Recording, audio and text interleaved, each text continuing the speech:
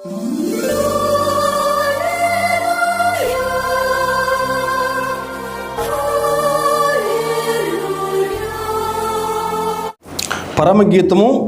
2వ అధ్యాయము 14వ వచనం. బండ సందులలో ఎగురు నా పావురమా, పేటు బీటలను ఆశ్రయించు నా పావురమా, నీ స్వరము మధురము, నీ ముఖము మనోహరము, నీ ముఖము నాకు కనపడనిమ్ము, నీ స్వరము నాకు వినపడనిమ్ము. ప్రార్థన చేసుకుందాం. మహాపరిశుద్ధుడా, ప్రేమగల తండ్రి, కృపగల ప్రభువా, నీ పరిశుద్ధమైన ఘనమైన ప్రశస్తమైన ఉన్నతమైన అతి శ్రేష్టమైన నామానికి వందనాలు స్తోత్రం అర్పిస్తూ ఉన్నానయ్యా. చదువుకున్న వాక్య భాగం నుంచుకొని శ్రేష్టమైన ఆత్మీయ సత్యాలు దేవనైనా అయా మాకు బోధించమని అడుగుచున్నాను ప్రభా. నీకు శ్రేష్టమైన మాటలు చెప్పాలని, నీకు జీవం గల అమూల్యమైన మాటలు చెప్పాలని నేను నిలబడి ఉన్నాను. కానీ ప్రభు, అయోగ్యుడును, ఎందుకు లేని వాడిని ప్రభు, నిశ్చితమైన నీ శిలువ చాటును నన్ను చేర్చి ఇక్కడ చేరిన ప్రతి ఒక్క బిడ్డతో వ్యక్తిగతంగా మాట్లాడి మీరు మాత్రమే మహిమ ఘనత ప్రభావం పొందుకోమని మా ప్రభువును మా రక్షకుని ప్రియకుమారుడు యేసుక్రీస్తు వారి అతి శ్రేష్టమైన నామంలో మిక్కిలి వినమ్మగడి వేడుకొనుచున్నాను తండ్రి, ఆమెన్. మళ్ళొక్కసారి చదువుకుందామా? బండ సందులలో ఎగురు నా పావురమా, పేటు బీటలను ఆశ్రయించు నా పావురమా, నీ స్వరము మధురము, నీ ముఖము మనోహరము, నీ ముఖము నాకు కనపడనిమ్ము, నీ స్వరము నాకు వినపడనిమ్ము. చాలండి. ఇక్కడ చదువుకున్న వాక్య భాగాన్ని మనం పరిశీలన చేస్తే మనకి ఇక్కడ 3 అంశాలు కనిపిస్తున్నాయండి.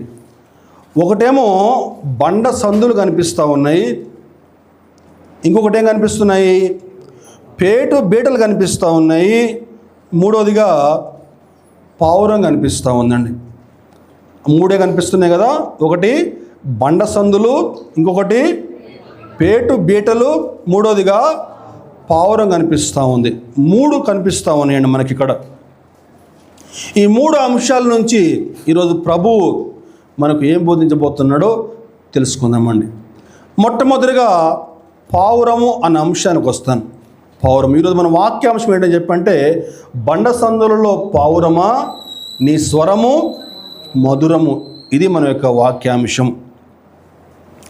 మొట్టమొదటిగా పావురము అన్న విషయానికి వస్తే, ఆత్మీయంగా చూసుకుంటే పావురాన్ని విశ్వాసతో పోల్చవచ్చండి. పావురాన్ని విశ్వాసతో పోల్చవచ్చు, లేకపోతే పావురాన్ని సంఘముతో పోలుస్తూ ఉంటారు. పావురాన్ని దేంతో పోలుస్తారండి? పావురాన్ని విశ్వాసతో పోలుస్తారు, లేకపోతే సంఘముతో పోలుస్తారు. ఈరోజు పావురము ద్వారా మనము ఎటువంటి పాఠాలు నేర్చుకోవచ్చు, ఒక్కొక్క అంశం మీకు చెప్తాను. మొట్టమొదటిగా పావురము ఒక నమ్మకమైన పక్షి.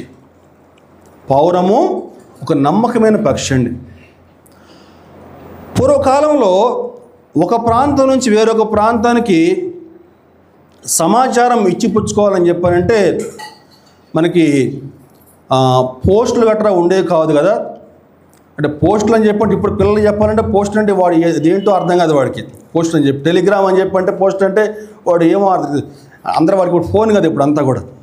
అంటే ఇప్పుడంటే క్షణాల్లో మనం మెసేజ్ కొడితే అమెరికా కూడా వెళ్ళిపోతుంది మనకి మెసేజ్. కానీ ఆనాటి కాలంలో మనకి ఒక ప్రాంతం నుంచి వేరొక ప్రాంతానికి సమాచారం తెలియజెప్పాలని చెప్పారంటే ఇదిగో ఈ పావురాన్ని నమ్మకమైన జాతి పక్షిగా ఎంచి దానికి కాలికి కొంచెం ఏదైనా పేపర్ కానీ ఏదైనా చుట్ట చేసి విషయాన్ని తెలియపరిచేవాళ్ళు. పావురం కూడా ఎక్కడికి వెళ్ళాలని చెప్పంటే అక్కడికి నమ్మకంగా వెళ్ళి అక్కడ వాళ్ళకి ఆ యొక్క విషయాన్ని అందజేసి మళ్ళా తన దారి మర్చిపోకుండా నమ్మకంగా తిరిగి మళ్ళా ఎవరు పంపించారో అక్కడికి తిరిగి వచ్చేదటండి. అదిగో అటువంటి జాతి పక్షి పావురం. అంతేకాకుండా పావురం ఉన్న ప్రత్యేకత ఏంటని చెప్పానంటే, అది పావురము తన జీవిత కాలంలో ఒకే ఒక్క భాగస్వామితో జతగడుతుందటండి. ఒకవేళ కనుక తన భాగస్వామి ఒకవేళ చనిపోయినా లేకపోతే ఇంకేదైనా అనారోగ్యానికి గురైనా సరే వేరే పక్షితో జతకట్టదు, కానీ అవసరమైతే ఒంటరిగా మాత్రమే ఉంటుంది, కానీ ఎటువంటి పక్షితో కూడా అది జతకట్టదండి. అంత నమ్మకంగా జీవిస్తట పావురం అని చెప్పానంటే. పావురాన్ని విశ్వాసంతో పోల్చుకుంటే ఈరోజు ప్రభు మన నుంచి కూడా అటువంటి నమ్మకత్వాన్ని ప్రభు ఆశిస్తూ ఉన్నాడండి. ఆమేన్. దేవునికి స్తోత్రం. హల్లెలూయా. విశ్వాసులుగా జీవిస్తున్న మనం ఈనాడు భార్య తన భర్తకి లోబడుతూ నమ్మకంగా జీవించాలి. అలాగే భర్త తన కట్టుకున్న భార్యని ప్రేమిస్తూ ఆమెకి నమ్మకంగా జీవించాలి. అలాగే పిల్లలు తల్లిదండ్రులకు లోబడుతూ నమ్మకంగా విధేయులుగా జీవించాలి. అలాగే విశ్వాసి క్రీస్తుకు నమ్మకమైన భార్యగా ఉండాలి. అలాగే సంఘము కూడా తాము ఏ సంఘానికి వెళ్తున్నారో ఆ సంఘాన్ని ప్రేమిస్తూ ఆ సంఘ కాపరి పట్ల గౌరవంతో నమ్మకంగా జీవించాలి. ఇది ఈనాడు ప్రభువు మన నుంచి ఆశిస్తూ ఉన్నాడు. కానీ ఈరోజు పరిస్థితులు మారిపోయినాయి. ఇటువంటి నమ్మకత్వం కరువైపోయిందండి. భార్యాభర్తలు ఒకరికి తెలియకుండా ఒకరితోటి వివాహేతర సంబంధాలు పెట్టుకుని కుటుంబ జీవితానికి మచ్చ తెచ్చే విధంగా ప్రవర్తిస్తూ ఉన్నారు. ఈరోజు చూస్తే పేపర్లో అన్నీ అవే. విశ్వాసం చూడాలంటే వాళ్ళకి న్యూస్ చూడాలని చెప్పానంటే అన్నీ అవేనండి. తిమోతి పత్రికలో పౌలు గారు తిమోతికి పత్రిక రాస్తా 2వ తిమోతిలో ఒక మాట చెప్తాడండి. 2వ తిమోతి 3వ అధ్యాయము మొదటి నుంచి చూస్తే, అంత్య దినములలో అపాయకరమైన కాలములు వచ్చునని తెలుసుకొనుము. ఎలాగనగా మనుషులు స్వార్థప్రియులు, ధనాపేక్షులు, బింకములాడవారు, అహంకారులు, దూషకులు, తల్లిదండ్రులకు అవిధేయులు, కృతజ్ఞత లేనివారు, అపవిత్రులండి. కృతజ్ఞత లేనివారుగా తల్లిదండ్రులకి అవిధేయులుగా జీవిస్తూ ఉన్నారు పిల్లలు ఈనాడు. తల్లిదండ్రులు అంటే ఏమాత్రం కూడా గౌరవం లేకుండా వ్యవహరిస్తూ ఉన్నారు ఈనాడు పిల్లలు. నమ్మకం లేదు. సంఘస్థులు కూడా ఎలా తయారని చెప్పానంటే ఒక వారం ఒక సంఘానికి వస్తున్నారు, మరొక వారం ఇంకో సంఘానికి పోతున్నారు. కొద్ది కాలం పాటు ఒక సంఘానికి వచ్చి అక్కడ మేలు పొందుకుని సడన్గా మాయమైపోతారు. ఎక్కడ పోతారు అర్థం కాదు. మళ్ళీ ఆ సంఘ కాపరి ఫోన్, ఏమ్మా రావట్లేదని, సమాధానం ఉండదు. ప్రభు పౌరాన్ని మన ముందు ఉంచి నమ్మకత్వాన్ని ప్రభు ఆశిస్తూ ఉన్నాడండి. నమ్మకమైనటువంటి వ్యక్తులుగా జీవించాలని చెప్పని ప్రభు తేటగా బోధిస్తూ ఉన్నాడు. ఇది మొట్టమొదటి అంశం. 2వ అంశం ఏంటని చెప్పంటే పావురము నిష్కపటమైన పక్షి. సాత్వికత గుర్తు పావురం. నిష్కపటమైన పక్షి అండి. పావురము ఏ పక్షి కూడా హాని చేయదండి. దాన్ని చూస్తే ఎంత అమాయకంగా ఉంటుంది కదా చక్కగా. యేసుప్రభు తన పరిచర్య కాలంలో ఒక చక్కని మాట మాట్లాడాడు. ఏమంటాడని చెప్పంటే, మీరు పాముల వలె వివేకం కలిగి పావురముల వలె నిష్కపటులే ఉండు అని చెప్తాడండి. నిష్కపటం అని చెప్పంటే కపటం లేకపోవటం అన్నమాట. అంటే లోపల ఎటువంటి చెడు తలంపులు లేకుండా, అంటే కల్లా కపటం లేకుండా అమాయకంగా ఉండాలని చెప్పి ప్రభువు ఆశిస్తూ ఉన్నాడు. కొంతమంది లోపల పాపిస్ట్ ఆలోచనలు పెట్టుకుని పైకి మాత్రం ఎంతో భక్తిగా ఉన్నట్లు నటిస్తూ ఉంటారు. లోపల చెడు తలంపులు, చెడు ఆలోచనలు పెట్టుకుని పైకి మాత్రం ఎంతో భక్తిగా మంచివారిగా నటిస్తూ ఉంటారు. మన ప్రభువుకి అటువంటి వారంటే బహుగా అసహ్యం అండి. అసహించుకుంటాడు. సామెతల గ్రంథంలో మనకి సొలొమోను గారు రాస్తా సామెతలు 6వ అధ్యాయము 16-18 వచనం చూస్తే, యెహోవాకు అసహ్యములైనవి 6 కలవు, 7 ఆయనకు హేయములు. అవేమనగా అహంకార దృష్టియు, కళ్ళలాడు నాలుకయు, నిరపరాధులను చంపు చేతులను, దుర్యోచనలు యోచించు హృదయమును, కీడు చేటుకు త్వరపడి పరుగులెత్తు పాదములు. ఈ రెండు మనం చూసుకుందామండి. దుర్యోచనలు యోచించు హృదయం అంటే ఏంటండి? దుర్యోచనలు అంటే పాపిష్టి ఆలోచనలు ఆలోచించేటువంటి హృదయం అన్నమాట. ఎవరిని ఎప్పుడు మోసం చేద్దామా, ఎవరిని ఎప్పుడు ముంచుదామా ఇటువంటి పాపిష్టి ఆలోచనలు అన్నమాట. దుర్యోచనలు యోచించు హృదయమును, అలాగే కీడు చేటుకు త్వరపడి పరుగులెత్తు ఇటువంటి వారిని ప్రభు బహుగా అసహించుకుంటా ఉన్నాడండి. యేసు ప్రభు తన పరిచర్య కాలంలో నతానియేలును చూసి అంటాడు, ఇతను నిజముగా ఇశ్రాయేలుడు, ఇతని యందు ఏ కపటము నాకు కనిపించట్లేదు, ఇతని యందు ఏ కపటం లేదని చెప్తున్నాడండి. చూద్దాం, యోహాను సువార్త 1వ అధ్యాయము 47వ వచనం చూస్తే యేసు ప్రభు నతానియేలు గురించి సాక్ష్యం ఇస్తామంటాడని చెప్పానంటే, యేసు నతానియేలు తన యొద్దకు వచ్చాడు చూచి, ఇదిగో ఇతడు నిజముగా ఇశ్రాయేలీయుడు, ఇతని యందు ఏ కపటము లేదని అతని గురించి సాక్ష్యం ఇస్తావు. ఈరోజు ప్రభువు నీ గురించి సాక్ష్యం ఇవ్వాల్సి వస్తే ఎటువంటి సాక్ష్యం ఇవ్వగలడు? ఈరోజు నువ్వు ఎక్కడ నివాసం ఉంటున్నావో నీ ఎరుగు పొరుగు వారు నీ గురించి ఎటువంటి సాక్ష్యం ఇస్తూ ఉన్నారు? ఈరోజు నువ్వు ఏ సంఘానికి వెళ్తూ ఉన్నావో ఆ సంఘస్థులు నీ గురించి ఎటువంటి సాక్ష్యం ఇస్తూ ఉన్నారు? వామ్మో, ఎవడు నమ్మినా వాడు వాడిని మాత్రం నమ్మొద్దురా నాయనా, వాడు నమ్మించి గొంతు కోసే రకమని చెప్పి నీ గురించి సాక్ష్యం ఇస్తూ ఉన్నారా? ఈరోజు ఎటువంటి సాక్ష్యం నువ్వు కలిగి ఉన్నావు? ప్రభు చెప్తున్నాడు, నిష్కపటంగా జీవించండి, నిష్కపటమైనటువంటి జీవితం జీవించమని పౌరాన్ని మన ముందు ఉంచి మనకు బోధిస్తూ ఉన్నాడు, తేటగా చెప్తా ఉన్నాడండి.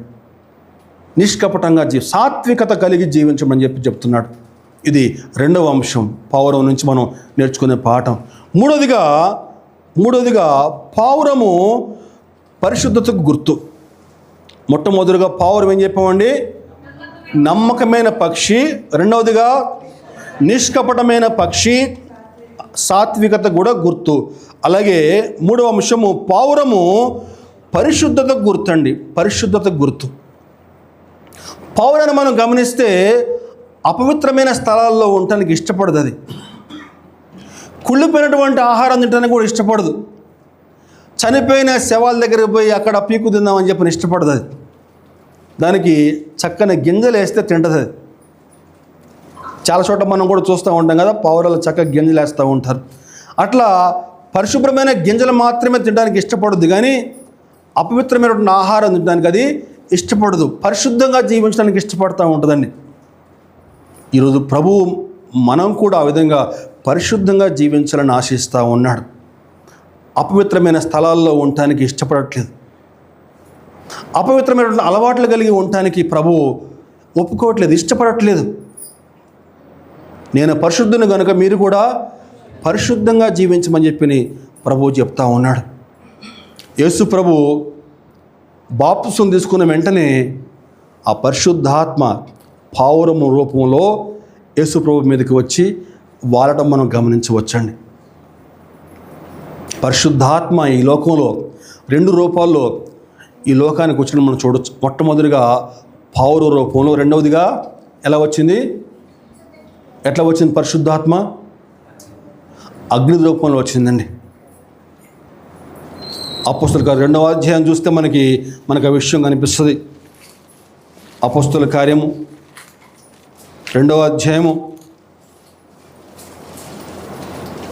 2వ వచనం. అప్పుడు వేగముగా వీచు బలమైన గాలి వంటి ఒక ధ్వని ఆకాశము నుండి అకస్మాత్తుగా వారు కూర్చుండి ఉన్న ఇల్లంతయు నిండెను. మరియు అగ్ని జ్వాలల వంటి నాలుకలు విభాగించబడినట్లుగా వారికి కనపడి వారిలో ఒక్కొక్కని మీద వాలగా అందరూ పరిశుద్ధాత్మతో నిండిన వారై. అదండి పరిశుద్ధాత్మ 2 రూపాలు. మొట్టమొదటిగా పావుర రూపంలో యేసుప్రభు మీదకి వచ్చి వాళ్ళనట్లు మనం గమనించవచ్చు. అలాగే రెండవదిగా అగ్ని రూపంలో వచ్చినట్లు గమనించవచ్చండి.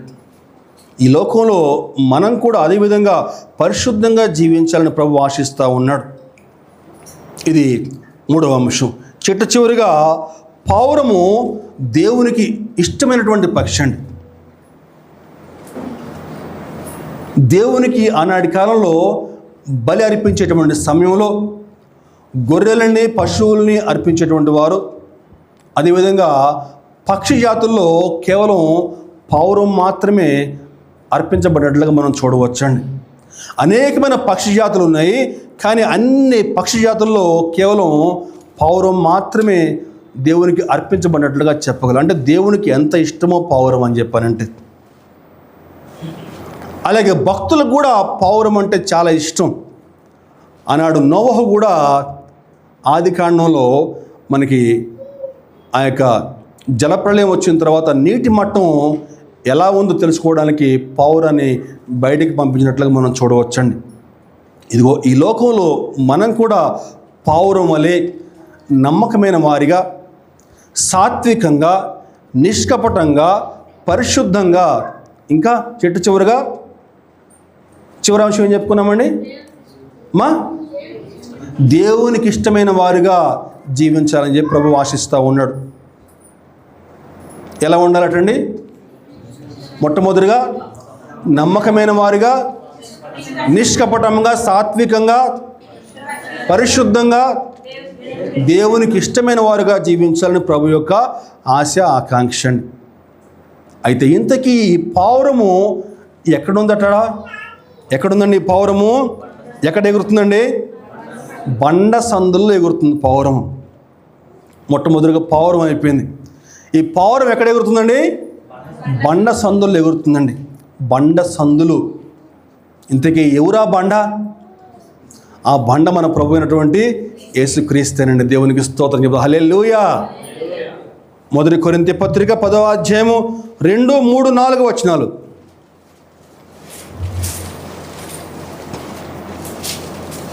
మొదటి కొరింథీ 10, 2, 3, 4.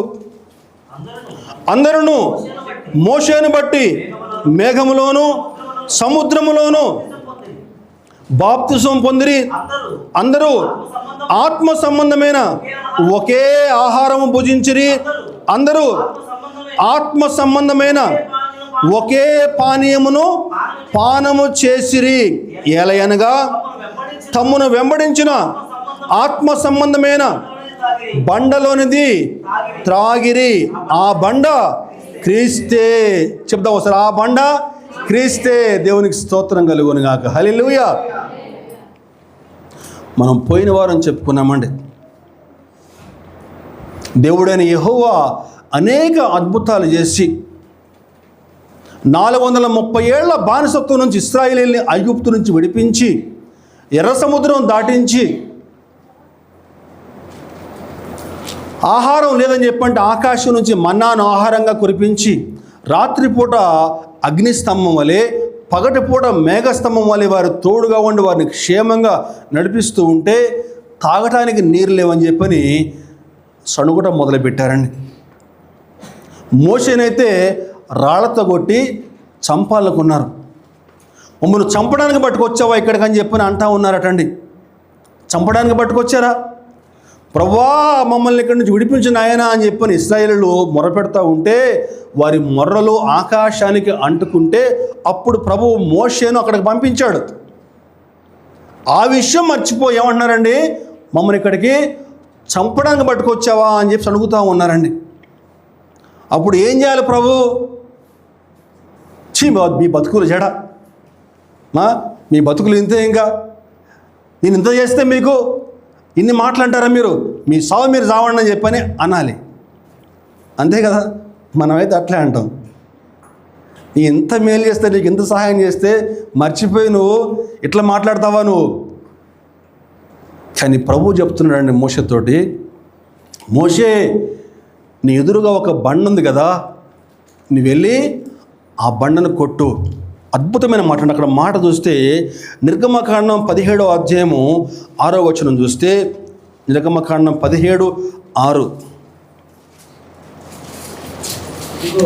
ఇదిగో అక్కడ హోరేబులోని బండ మీద నేను నీకు ఎదురుగా నిలిచెదను, నీవు ఆ బండను కొట్టగా ప్రజలు త్రాగుటకు దానిలో నుండి నీళ్లు బయలుదేరునని మోషేతో సెలవీయగా మోషే ఇశ్రాయేలు పెద్దల కనుల ఎదుట అట్లు చేసెను. వాక్యాన్ని మనం పదే పదే చదువుతూ ఉంటే అందులో గొప్ప ఆత్మీయ సత్యం దాగుందండి. ఏముందండి మాట అక్కడ హోరేబులోని బండ మీద నేను నీకు ఎదురుగా నిలిచెదను, నేను నీకు ఎదురుగా నిలిచెదను అంటే మోషేకు ఎదురుగా ఆ బండ మీద ప్రభువు నిలబడ్డాడండి అదృశ్య రూపంలో. అంటే అక్కడ ప్రజలకి ఆ బండను కొట్టినట్టు కనిపిస్తూ ఉంది, కానీ వాస్తవానికి మోషే కొట్టింది ఎవరిని? యేసయ్యని కొట్టాడండి. దేవునికి స్తోత్రం కలుగునుగా. హల్లెలూయా. నేను నీకు ఎదురుగా నిలిచెదను. గొప్ప సత్యం అండి ఇది. నేను నీకు ఎదురుగా నిలిచెదను, నీవు ఆ బండను కొట్టగా ప్రజలు త్రాగుటకు దానిలో నుండి నీళ్లు బయలుదేరినని మోషేతో సెలవీగా తన ప్రజల యొక్క దప్పిక తీరడానికి స్వయంగా అదృశ్య రూపంలో ప్రభు అక్కడ నిలబడి దెబ్బలు తినడానికి ఒప్పుకున్నాడండి. దేవునికి స్తోత్రంగా. ఎంత గొప్ప దేవుడు మన దేవుడు అండి. ప్రభువు అదృశ్య రూపంలో అక్కడ బండ మీద నిలబడితే మోషే బండను కొడితే లక్షలాది మంది ప్రజల దప్పిక తీరడానికి నదుల్లాగా ప్రవహించినట్టు నీరంతా. ఈ సంఘటన ఒక 3 గొప్ప ఆత్మీయ సత్యాలు బోధిస్తూ ఉందండి. క్రొత్త నిబంధన సూచిస్తూ ఉంది ఈ బండ. మొట్టమొదటిగా ఈ బండ ఎటువంటి బండ అండి? నలగొట్టబడిన బండ, పగలగొట్టబడిన బండ, దాహం తీర్చిన బండ. ఈ బండ నుంచి మనం ఒక చక్కని 3 పాఠాలు నేర్చుకోవచ్చు. మొట్టమొదటిగా న్యాయ తీర్పును భరించినటువంటి యేసుక్రీస్తు, న్యాయ తీర్పును భరించినటువంటి యేసుక్రీస్తు అండి. ఇశ్రాయేలీయులు చేస్తున్న పాపాల నిమిత్తమై, వారి యొక్క సణుగుల నిమిత్తమై, వారి గొణుగుల నిమిత్తమై అక్కడ ఆ బండ కొట్టబడింది. కానీ ఈ నూతన నిబంధనలో సకల మానవాళి పాపాల నిమిత్తమే, సకల మానవుల యొక్క పాపాలు క్షమించబడటానికి యేసుప్రభువే స్వయంగా ఆ శిలువపై నలగొట్టబడ్డాడు. చేతుల్లో కాళ్ళలో మేకులు, పక్కలో బల్లెపోటు, తలపై ముళ్ళ కిరీటం. యెషయా గారు 700 సంవత్సరాల క్రితమే ఆ విషయాన్ని ప్రవచిస్తూ మాట్లాడిన మాటలు మనకందరికీ బాగా తెలుసు కదా. యెషయా గ్రంథం 53వ అధ్యాయము 5వ వచనం చూస్తే, యెషయా 53 5వ వచనం చూస్తే, మన అతిక్రమ క్రియలను బట్టి అతడు గాయపరచబడును, మన దోషములను బట్టి నలగగొట్టబడును, మన సమాధానార్థమైన శిక్ష అతని మీద పడును, అతడు పొందిన దెబ్బల చేత మనకి స్వస్థత కలుగుచున్నది. న్యాయ తీర్పును భరించినటువంటి యేసుక్రీస్తు మొట్టమొదటి పాఠం అండి. రెండవ పాఠం ఏంటని చెప్పంటే జీవ జలముల ఓట అయినటువంటి యేసుక్రీస్తు. ఆనాడు ఆ బండ నలగొట్టబడిన తర్వాతనే విస్తారమైన జల ప్రవాహము నదుల వలె నీరు ప్రవహించిందండి. లక్షలాది మంది ప్రజల యొక్క దప్పిక తీర్చింది. శిలువలో యేసుక్రీస్తు నలగొట్టబడిన తర్వాతనే సకల మానవాళికి జీవజలాలు ఇచ్చాడు కదా. ఎటువంటి జీవజలాలండి? మా పరిశుద్ధాత్మైనటువంటి జీవజలం ఇచ్చాడు, రక్షణ అయినటువంటి జీవజలం ఇచ్చాడు. ఆ యొక్క జీవజలం యొక్క ప్రత్యేకత ఏంటని చెప్పానంటే యేసు ప్రభువు స్వయంగా మాట్లాడుతూ యోహాను సువార్త 4వ అధ్యాయము 14వ వచనం చూస్తే, 4:14 చూస్తే, నేనిచ్చు నీళ్లు త్రాగువాడు ఎప్పుడును దప్పికొనుడు, నేను వానికి ఇచ్చి నీళ్లు నిత్య జీవమునకే వానిలో ఊరడి నీటి బుగ్గగా ఉండునని ఆమెతో చెప్పాను. ఎవరండి ఆమె? సమరయ స్త్రీ అండి. ఇప్పుడే పాడుకున్నాం కదా ఒక పాట. ఏం పాట అది? యాకోబు బావి కాడ యేసయ్యను చూశానమ్మా, ఎండవేళ ఎంతో అలసి ఒంటరిగా ఉన్నాడమ్మా. యాకోబు బావి కాడ యేసయ్యను చూశానమ్మా, ఎండవేళ ఎంతో అలసి ఒంటరిగా ఉన్నాడమ్మా. దాపు చేరి నన్ను చూసి దాహమని అడిగాడమ్మా. దాపు చేరి నన్ను చూసి దాహమని అడిగాడమ్మా. నేనిచ్చో నీళ్లు నీకు ఎప్పుడు తప్పిక కావన్నాడే. నేనిచ్చో నీళ్లు నీకు ఎన్నడు యాకోబు బావి కాడ యేసయ్యను చూశానమ్మా. దేవునికి స్తోత్రం, హల్లెలూయా. ఏం చెప్తున్నాడమ్మా? నేనిచ్చు నీళ్లు త్రాగువాడు ఎప్పుడు దప్పికొనుడు. నేను వానికిచ్చి నీళ్లు నిత్య జీవమునకే వానిలో ఊరడి నీటి బుగ్గగా ఉండని ఆమెతో చెప్పాను. అద్భుతమైనటువంటి పాఠం అందులో ఉందండి.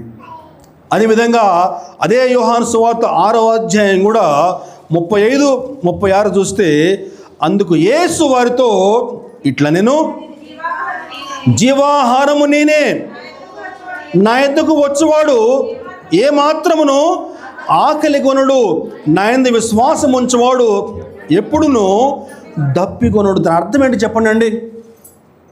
ఎన్నడూ దప్పికొనుడు అని చెప్పానంటే, ఆయన వద్దకు వస్తే నీ శారీరక దాహం తీరుతుంది, అలాగే నీకు ఆధ్యాత్మిక దాహం కూడా ఆయన తీర్చుటకు చాలినవాడు. ఇది 2వ పాఠం, జీవజలంలా ఊట. 3వదిగా ఈ బండ ఒక్కసారి నల్లగొట్టబడాలండి, ఒకేసారి నల్లగొట్టబడాలి. ఆనాడు సీనాయి అరణ్యంలో ఇశ్రాయేలు ప్రజలకి రెండవసారి మళ్ళా దప్పికైనప్పుడు వాళ్ళు మళ్ళా సనగటం మొదలుపెట్టారు. మొదటిసారి అయితే ప్రభు చెప్పాడు ఆ బండను కొట్టు అని చెప్పానంటే మోషే ఆ బండను కొట్టాడు, నీళ్లు విస్తారంగా ప్రవహించినాయండి. అయితే రెండవసారి దప్పికైనప్పుడు ప్రభు చెప్తున్నాడు, మోషే ఎదురుగా ఒక బండ కనిపిస్తూ ఉంది కదా, ఆ బండతో నువ్వు మాట్లాడని చెప్పి అన్నాడు.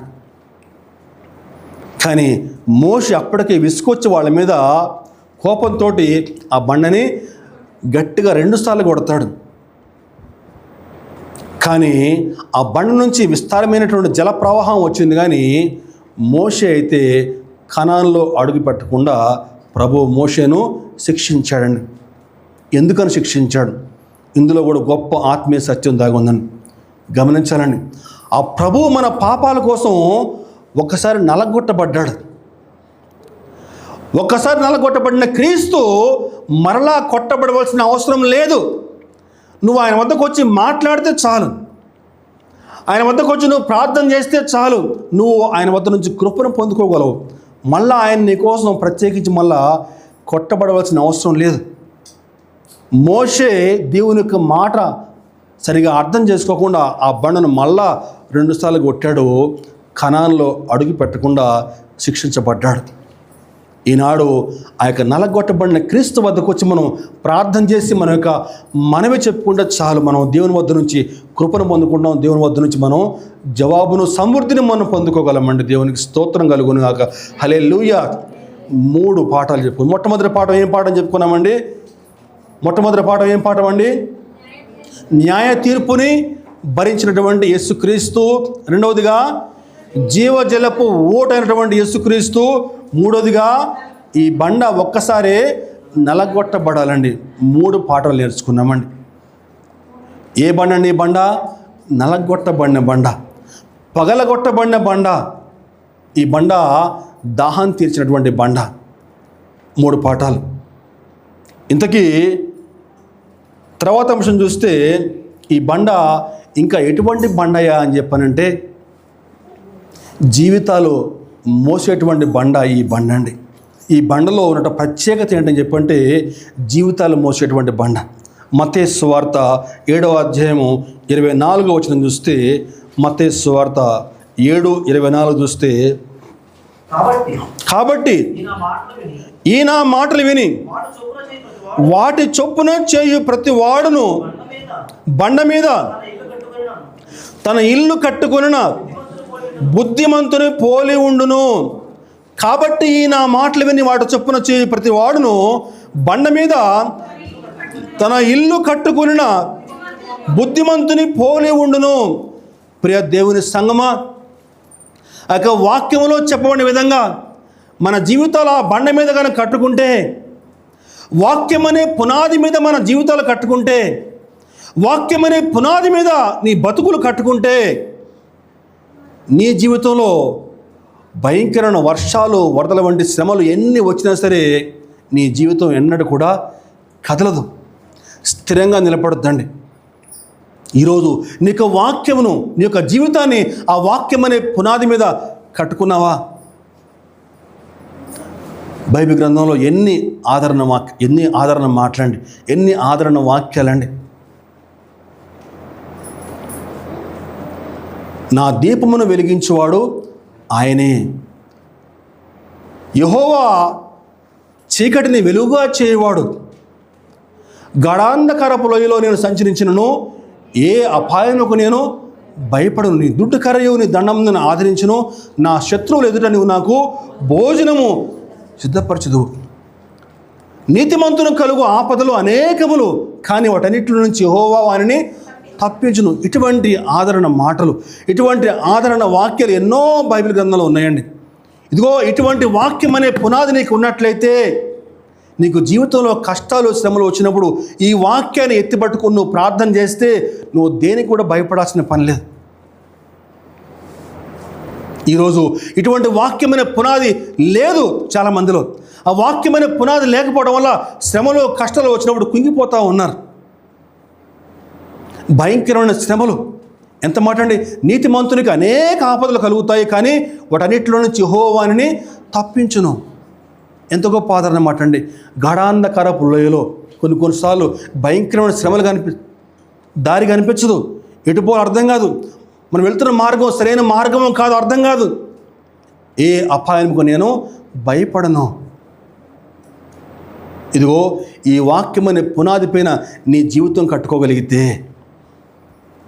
ఈ వాక్యం అనే పునాది పైన నీ బ్రతుకు నువ్వు కట్టుకోగలిగితే, ఎటువంటి కష్టాలు, శ్రమలు, ఇరుకులు, ఇబ్బందులు ఎన్ని వచ్చినా సరే నీ జీవితము స్థిరంగా నిలబడుతుందండి. దేవునికి స్తోత్రం కలుగును గాక. హల్లెలూయా. జీవితాలు మోసేటువంటి బండ ఇదిగో ఈ బండ అండి. ఇంకా ఈ బండలో ఉన్న ప్రత్యేకత ఏంటని చెప్పానంటే, యోబు గ్రంథము 29వ అధ్యాయము 6వ వచనం చూస్తే, యోబు గ్రంథం 29:6వ వచనం, నేను పెట్టిన అడుగెల్లా నేతిలో పడెను, బండ నుండి నా నిమిత్తము నూనె ప్రవాహముగా పారెను. నేను పెట్టిన అడుగెల్లా నేతిలో పడెను, బండ నుండి నా నిమిత్తము నూనె ప్రవాహముగా పారెను. అక్కడ నేతి అన్న దగ్గర కింద చూస్తే ఫుట్ నోట్లో ఏముందండి? పాల వలె, పాలు అని ఉంటుందండి. అంటే ఎక్కడ యోబు గారు అడుగు పెడితే అడుగు ఎక్కడ పడిందంట? నేతిలో పడిందండి. అర్థం ఏంటి చెప్పండి? మనం అంటూ ఉంటాం కదా, అరే పట్టుకుంటే బంగారం రా, వాడు ఏది పట్టుకుంటుంది? బంగారం. సో అట్లా యోబు గారు ఎక్కడ కాలు పెడితే అక్కడ నేతిలో పడుతుందటండి. అంటే విస్తారమైన పశు సమృద్ధి, విస్తారమైన పాల వలె నదులు ప్రవహించేంత సమృద్ధి యోబు గారు ఆనాడు కలిగి ఉన్నాడండి. ఇంకా ఒక చక్కని మాట ఏంటి చెప్పంటే, బండ నుంచి నూనె సమృద్ధిగా ప్రవహిస్తుందటండి. బండ నుంచి నీళ్ళు రావడమే కష్టం, కానీ ఏముంది అక్కడ? బండ నుంచి నూనె సమృద్ధిగా అని చెప్పంటే, మన దేవుణ్ణి ఆశ్రయిస్తే, ఆ బండను మనం ఆశ్రయిస్తే అటువంటి కఠినమైనటువంటి స్థితిని కూడా దేవుడు సమృద్ధిగా మార్చడానికి చాలని వాడండి. దేవునికి స్తోత్రం కలుగును గాక. హల్లెలూయా. బండ నుంచి ఒలివ నూనె సమృద్ధిగా ప్రవహిస్తూ ఉందటండి. ఆనాడు మోషే బండను కొడితే నీరు సమృద్ధిగా వస్తే, ఈనాడు యోబు గారికి బండ నుంచి నూనె సమృద్ధిగా వస్తుంది. అంటే మన దేవుడు చక్కగా దాహం తీర్చగలడు, అలాగే సమృద్ధిని కూడా ఇవ్వగలడండి మన ప్రభువుని ఆశ్రయిస్తే. ఈనాడు మనం ఆ ప్రభువుని, ఆ బండను ఆశ్రయిస్తే మనకి పరిశుద్ధాత్మ జీవజలంతో మనల్ని అభిషేకించడగానే చాలిన దేవుడు. ఎటువంటి బండ అండి ఈ బండ? జీవితాలు మోసేటువంటి బండ. ఎటువంటి బండ ఈ బండ? ఏమండి? సమృద్ధినిచ్చేటువంటి బండ అండి. ఎటువంటి బండ అండి ఈ బండ? నలగొట్టబడిన బండ, పగలగొట్టబడిన బండ, దాహం తీర్చిన బండ. ఆ బండను మనం ఆశ్రయిస్తే మన జీవితాలు ప్రశాంతంగా, సమృద్ధిగా, క్షేమకరంగా ముందుకు సాగుతాయి. దేవునికి స్తోత్రం కలుగునుగాక. హల్లెలూయా. ఇంతకీ పావురం ఎక్కడ ఉంటుందటండి? ఈ పావురము బండ సందుల్లో, ఇంకా పేటు బీటుల్లో ఉంటుందటండి. పేటు బీటుల్లో. పేటు బీట్లు అని చెప్పానంటే ఏంటండి? పేటు బీట్లు అంటే తెలుసు ఎవరికన్నా? పేటు బీట్లు అని చెప్పానంటే గోడకి, ఇంటి గోడకి ఏదైనా పగుళ్ళు వస్తాయి కదా, ఆ పగుళ్ళని పేటు బీట్లు అని చెప్పి అంటామండి. పెద్ద పెద్ద బండ్లకు కూడా పగుళ్ళు వస్తాయి. అట్లా పగుళ్ళు వచ్చినప్పుడు అక్కడ కొంచెం గ్యాప్ ఏర్పడుతుంది. అట్లా గ్యాప్ అన్నమాట. అదిగో ఆ యొక్క బండ సందుల్లో ఈ పావురం ఉండటానికి ఇష్టపడుద్దటండి. పేటు బీటుల్లో ఈ పావురము ఉండటానికి, రహస్య జీవితం గడపడానికి ఈ పావురము ఇష్టపడుద్దటండి. తద్వారా ప్రభువు మనతోటి ఏం మాట్లాడుతున్నాడని చెప్పారంటే, పావురము విశ్వాసి గుర్తుగా చెప్పుకుంటే ఈ లోకంలో విశ్వాసిగా జీవిస్తున్న నీకు కూడా అటువంటి రహస్య జీవితం కలిగి ఉండాలి. ఆ రహస్య స్థానాల్లో నువ్వు ప్రభుతోటి రహస్యంగా దేవునితోటి మాట్లాడుతూ ఉండాలండి. దేవునికి స్తోత్రం కలుగునుగాక. హల్లెలూయా. ఈరోజు నీ ప్రభువుతో రహస్యంగా మాట్లాడే అనుభవం నీకుందా? మత్తయి సువార్తలో ప్రభువు మాట్లాడుతూ 6వ అధ్యాయము 6వ వచనం,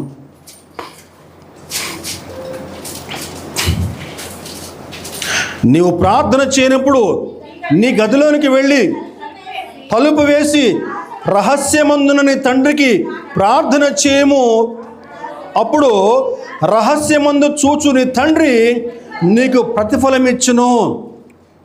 రహస్యమందు చూచు నీ తండ్రి నీకు ప్రతిఫలం ఇచ్చును. రహస్యంగానే దేవునికి ప్రార్థన చేయని చెప్తున్నానండి. ఈనాడు ప్రతి ఒక్క విశ్వాసి కూడా అటువంటి రహస్య జీవితం, రహస్యంగా దేవునితో గడిపే అనుభవం కలిగి ఉండాలండి. ఈరోజు అటువంటి అనుభవం కలిగి ఉన్నావా? నీ ఇంట్లో 2 గదులుంటే నువ్వు నీ లోపల గదిలోకి వెళ్ళి డోర్ వేసుకుంటే నీ పిల్లల్ని అర్థం కావాలి వాళ్ళకి, మా తండ్రి దేవునితోటి రహస్యంగా గడపడానికి వెళ్తున్నాడు, ప్రార్థించడానికి వెళ్తున్నాడు అని చెప్పని పిల్లలు అర్థం చేసుకోగలగాలి. ఎంతసేపు దేవునితోటి రహస్యంగా గడపగలుగుతున్నావు? ఎంతసేపు దేవునితో ప్రార్థనలో గడపగలుగుతున్నావు? నేను పోయిన వారం చెప్పాను. ఈనాడు కొంతమంది ఏంటని చెప్పానంటే, ఆదివారం పూట మందిరానికి రావటం అంతే, మళ్ళా తిరిగి ఆదివారం మందిరానికి వచ్చేవరకు మళ్ళా వారి జీవితాల్లో కనీసం మోకరిల్లే అనుభవం లేకుండా ఉంటున్నారు. చాలా విచారం ఇది. ఈ ప్రభు పౌరాన్ని మన ముందు ఉంచి ఇటువంటి రహస్య జీవితం కలిగి ఉండాలని చెప్తున్నానండి. రహస్యంగా దేవునికి ప్రార్థన చేయి. దేవునికి ఆ విధంగా ప్రార్థన చేస్తే రహస్యమందు చూస్తున్నటువంటి తండ్రి నీకు ప్రతిఫలం ఇచ్చును. ఒంటరిగా దేవునితో గడిపేటువంటి అనుభవంలోకి ప్రతి ఒక్కరు కూడా రావాలి. ఇంకా మనం ముందుకెళ్తే, నీ స్వరము మధురము, నీ ముఖము మనోహరము, నీ ముఖము నాకు కనపడనిమ్ము, నీ స్వరము నాకు వినపడనిమ్ము. బండ సందులలో ఎగురు నా పౌరమా, పేటు బీటులను ఆశ్రయించు నా పౌరమా, నీ స్వరము మధురము, నీ ముఖము మనోహరము, నీ ముఖము నాకు కనపడనిమ్ము, నీ స్వరము నాకు వినపడనిమ్ము. నీ స్వరము మధురం అని చెప్తున్నానండి. వాక్యం వింటున్న ప్రియ దేవుని సంగమా, ఈనాడు విశ్వాసులుగా జీవిస్తున్న మనము మన నోటితోటి దేవుణ్ణి నోరారా స్తుతించగలగాలండి. నోరారా దేవుణ్ణి ఆరాధించగలగాలి. మన నోటి మాట ఎలా ఉండాలట? మధురంగా ఉండాలండి. ఈరోజు నువ్వు ఎక్కడైతే నివాసం ఉంటా ఉన్నావో నీ ఇంటి చుట్టుపక్కల వారు నీ గురించి ఎటువంటి సాక్ష్యం ఇస్తూ ఉన్నారు? ఈనాడు కొంతమంది విశ్వాసులు ఆదివారం మందిరానికి వచ్చి ఎంతో భక్తిగా జీవిస్తారు, కానీ ఆదివారం పూట మందిరం దాటి బయటికి వెళ్తే వారి నోట్లోంచి అన్నీ కూడా బూతు మాటలు వస్తూ ఉంటాయండి. నోరు తెరిస్తే అన్నీ ఇంకా లాభాషనే. ఇంకా బూతు మాట మాట్లాడకుండా, ముందు ఒక బూతు మాట తర్వాత ఒక బూతు మాట మాట్లాడకుండా మాట్లాడలేరు. అటువంటి వారు కొంతమంది ఉన్నారు. ఈరోజు నీ యొక్క మాట వల్ల, నీ ప్రవర్తన వల్ల నీ పక్కవారు నిన్ను చూసి నీ దేవుణ్ణి మహింపరిచే విధంగా ఉండాలి. నీ మాట చూసి ఎదుటివారు దేవుని వద్దకు వచ్చే విధంగా ఉండాలి నీ మాట తీరు. అలా కాకుండా నీ మాటను చూసి వీడు ఎట్లా ఉన్నాడని చెప్పంటే వీళ్ళ దేవుడు ఎటువంటి దేవుడు అని చెప్పని మన దేవుని అవమానించే విధంగా నీ మాట తీరు ఉండడానికి వీల్లేదు. ఎలా ఉండాలి? నీ స్వరము మధురంగా ఉండాలని చెప్తున్నాడండి. అదేవిధంగా ఇంకా ముందుకెళ్తే నీ ముఖము మనోహరం అంటున్నాడండి. నీ ముఖము మనోహరము అంటే మన ముఖం ఎలా ఉండాలంటే ఎదురువాడికి మనోహరంగా కనిపించాలటండి. అంటే ఏం చేయాలట? మేకప్ వేసుకుని ఉండాలా? ఏమండి మనోహరంగా ఉండాలని చెప్పానంటే ఒక భక్తుడు చెప్తాడు, ఎవడి మోకాళ్ళు నల్లగా ఉంటాయో వాడి ముఖము తెల్లబడుద్దని చెప్పని. ముఖము మనోహరంగా ఉండాలటండి. ఆనాడు మోషే దేవునితోటి 40 రాత్రులు 40 పగలు గడిపిన తర్వాత కిందకు దిగి వస్తే మోషే ముఖము ప్రకాశిస్తూ ఉందట. మోషే ముఖం ప్రకాశిస్తూ ఉంటే మోషేతో మాట్లాడడానికి ఇశ్రాయేలీయులు భయపడ్డారటండి. అదిగో నువ్వు ఆ విధంగా దేవునితోటి నువ్వు ఎక్కువసేపు గడపగలిగితే నీ ముఖం చాలా ప్రశాంతంగా మారిపోద్దండి. మనం కొంతమంది చూసి చెప్పేవచ్చండి. ఆటోమేటిక్గా మీరు గమనిస్తే మనం ఎక్కడన్నా బస్సులో కానీ ట్రైన్లో కానీ పోతూ ఉంటే కొంతమంది అంటారు మీరు క్రైస్తవులా అని చెప్పని. అంటే అలా ముఖాలు చూస్తేనే అట్లా అర్థం కావాలన్నమాట. అంతేగాని మన ముఖం చూస్తే ఈడింద్ర బాబు ఎట్టున్నాడు అని చెప్పని భయపడే విధంగా ఉండకూడదు. ముఖం మనోహరంగా ఉండాలని చెప్పేసి నువ్వు దేవునితో ఎక్కువసేపు రహస్యంగా గడపగలిగే అనుభవంలోకి వస్తే మోకాళ్ళ అనుభవం నీకు ఉన్నట్లయితే ముఖం పట్ల ప్రశాంతంగా ఉంటుందటండి.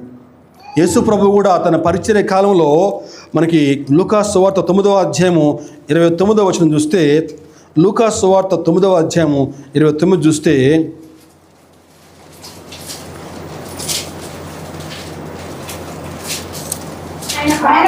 ఆయన ప్రార్థించుచుండగా ఆయన ముఖరూపము మారెను, ఆయన వస్త్రములు తెల్లనివై దగదగ మెరిసిన. ఆయన ప్రార్థించుచుండగానే ఆయన ముఖరూపం మారిపోయింది. అదిగో అటువంటి ప్రార్థన అనుభవం మనం కలిగి ఉండాలి. చిట్ట చివరిగా నీ స్వరము నాకు వినపడనిమ్ము, నీ స్వరము నాకు వినపడనిమ్ము. మనం చేసేటువంటి ప్రార్థనలో ఆ దేవుడు వినే విధంగా మన ప్రార్థనలు ఉండాలండి. కొంతమంది ప్రార్థన చేస్తే ఆ చివరి నుండి ప్రార్థన చేస్తే ఈ చివరినోడికి ఏం వినపడదు. ఏం ప్రార్థన చేసాడో ఈయనకు అర్థం కాదు. చివరికి ఆమెను ఎప్పుడు అంటాడా చెప్పిన ఆమెను ఒకటి వినపడుతుంది లాస్ట్కి వస్తారు అంతే. మనం చేసేటువంటి ప్రార్థన దేవునికి వినపడాలటండి. రాత్రి ఒక యూట్యూబ్లో ఒక వాక్యం వింటా ఉన్నాను, చాలా బాగా అనిపించిందండి. ప్రార్థనలో అట నోరు ఎక్కువ మాట్లాడొద్దటండి. నోరు మాట్లాడకుండా ఏం చేయాలట? కళ్ళు మాట్లాడాలట. నాకు అర్థం కాలే ఫస్ట్, కళ్ళు మాట్లాడటం ఏంటని చెప్పని. మళ్ళీ చెప్పాడు, నీ నోరు తక్కువ మాట్లాడాలి, కళ్ళు ఎక్కువ మాట్లాడాలని చెప్పని. అంటే కళ్ళు మాట్లాడమని చెప్పంటే కన్నీటి ప్రార్థన చేయాలండి. రహస్యంగా దేవునితో గడుపుతూ నువ్వు కన్నీటి ప్రార్థన చేయగలిగితే, నీ ప్రార్థన ఆయనకు వినపడేట్లుగా నువ్వు ప్రార్థన చేయగలిగితే ఎంత అద్భుతమైనటువంటి మాట అండి. నోరు తక్కువగా మాట్లాడి ఏం చేయాలట? కళ్ళు ఎక్కువ మాట్లాడాలటండి.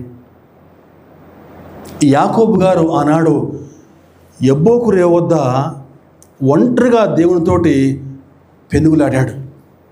ఏమని అడిగాడు యాకోబు గారు? దేవా నన్ను ఆశీర్వదించిన ఆయన అని చెప్పి అడిగాడు. అదొక్కటే ఉంటుందండి. అంటే రాత్రంతా కూడా అదే అడుగుతా పోయాడా యాకోబు గారు? నన్ను దీవించిన ఆయన, నన్ను దీవించిన ఆయన, నన్ను దీవించిన ఆయన. ఏమండి అదే అడుగుతూ పోయాడంటరా. ఏమడిగాడు మరి? అమ్మా హోషేయ గ్రంథంలో హోషేయ భక్తుడితోటి ప్రభు హోషేయ భక్తుడికి ప్రవచనము ఇచ్చాడండి. చూద్దాం, హోషేయ గ్రంథం చూద్దాం ఒకసారి.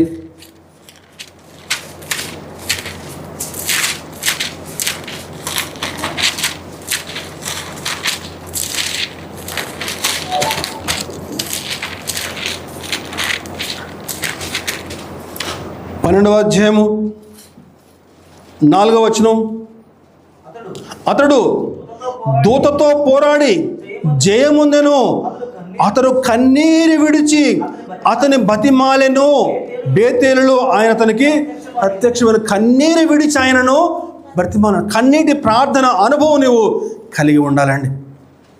రాత్రంతా కూడా దేవునితోటి పెనుగులాడుతా కన్నీటి ప్రార్థన అండి. యాకోబుకు అప్పటికే విస్తారమైన బంగారము, పశు సంపద, 12 మంది కుమారులు, ఏమండి లెక్కలేని పశు సంపద. కానీ ఏమంటున్నాడండి, ప్రభువా నువ్వు నన్ను దీవిస్తే కానీ నిన్ను వదిలిపెట్టను.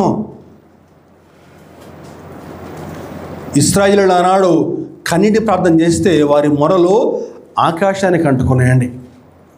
అలాగే అపోస్తల కార్యం 10వ అధ్యాయం 4వ వచనం చూస్తే, అపోస్తల కార్యం 10వ అధ్యాయం 4వ వచనం చూస్తే, అతడు దూత వైపు తేరి చూచి భయపడి, ప్రభువా ఏమని అడిగాను. అందుకు దూత, నీ ప్రార్థనలు, నీ ధర్మ కార్యములు దేవుని సన్నిధికి జ్ఞాపకార్థముగా చేరి, నీ ప్రార్థనలు దేవుని సన్నిధికి చేరాయి అని చెప్తున్నాడండి. దేవునికి స్తోత్రం కలుగునుగా. హల్లెలూయా. కొర్నేలి ఒక అన్యుడు, దేవుని ఇంకా పూర్తిగా ఎరిగిన వాడు. కానీ కొర్నేలి యొక్క మంచి కార్యాలు, భక్తి కార్యాలు, ప్రార్థనలు దేవుని సన్నిధికి జ్ఞాపకార్థంగా చేరాయి నాయన అని చెప్పని దూత కొర్నేలి వద్దకు వచ్చి మాట్లాడుతున్నాడండి. ఎంత గొప్ప విషయం చూడాలి. దానియేలు విషయం అయితే ఇంకా మరి దానియేలు ఇంకా ప్రార్థన చేయడం ఇంకా మొదలుపెట్టి పెట్టకముందే దానియేలు యొక్క మనం ఎక్కడ ప్రభువు ఆలకించాడట. దానియేలు గ్రంథము 10వ అధ్యాయము 12వ వచనం చూస్తే, దానియేలు 10వ అధ్యాయం 12వ వచనం. అప్పుడు అతడు, దానియేలు భయపడకము, నీవు తెలుసుకున్న వల్లని నీ మనస్సును అప్పగించి దేవుని ఎదుట నిన్ను తగ్గించుకున్న ఆ మొదటి దినం మొదలుకొని నీవు చెప్పిన మాటలు వినపడినవి కనుక నీ మాటలు బట్టి నేను వచ్చి తిని. ఎంత అద్భుతం అండి. ఆ యొక్క మొట్టమొదటి దినమే నీ మాటలు మాకు వినపడ్డాయి అని చెప్తున్నానండి. ఈరోజు మనం దేవునికి ప్రార్థన చేస్తూ ఉన్నాం. మనకు ప్రార్థన విధానం ఎట్లా ఉంది? ఎంతసేపు మనం దేవునితో గడపగలుగుతున్నాం? రహస్య జీవితం మనకు ఉందా? మన యొక్క నోటి మాట ఎలా ఉంది? మన ప్రవర్తన ఎలా ఉంది? చుట్టుపక్కల వారు మన గురించి ఎటువంటి సాక్ష్యం కలిగి ఉన్నారు? ఈరోజు మనం ఆనుకున్నట్టు బండ ఎటువంటి బండ అండి? సకల సమృద్ధిని ఇచ్చేటువంటి బండ, అసాధ్యాలను సుసాధ్యం చేయగల బండ. మన దేవుడు ఎంత సర్వశక్తిమంతుడు అని చెప్పంటే 1,80,000 మంది మళ్ళీ ఎంత గొప్ప మాట చూడండి. అంతమందిని కూడా యెహోవా దూత మొత్తితే సన్హెరీబు మళ్ళీ కామ్గా తన దేశానికి వెళ్ళిపోయాడు. యుద్ధం చేయకుండానే హిజ్కియా చక్కని గెలుపును పొందుకున్నాడండి. కాబట్టి మన దేవుడు అసాధ్యాలను సుసాధ్యం చేయగల దేవుడు అండి. మన దేవుణ్ణి ఆశ్రయిస్తే ఆయన ఉన్న వాటిని లేని వాటిగా చేయవాడండి. నువ్వు అడిగిన వాటికంటే అద్భుతంగా ఏమండి ఆశ్చర్యకార్యాలు చేయవాడండి. నువ్వు అడిగిన వాటికంటే ఇంకా అద్భుతంగా నీకు దయచేవాడు. అటువంటి సమృద్ధి గల బండ మన దేవుడండి. నలగొట్టబడిన బండ, పగలగొట్టబడిన బండ, దాహం తీర్చేటువంటి బండ, జీవితాలు మోసేటువంటి బండ మన బండ అండి. అటువంటి బండను ఆశ్రయించి మన జీవితాలు క్షేమకరంగా ముందుకు తీసుకెళ్దాము గాక. ఆమేన్. హల్లెలూయా.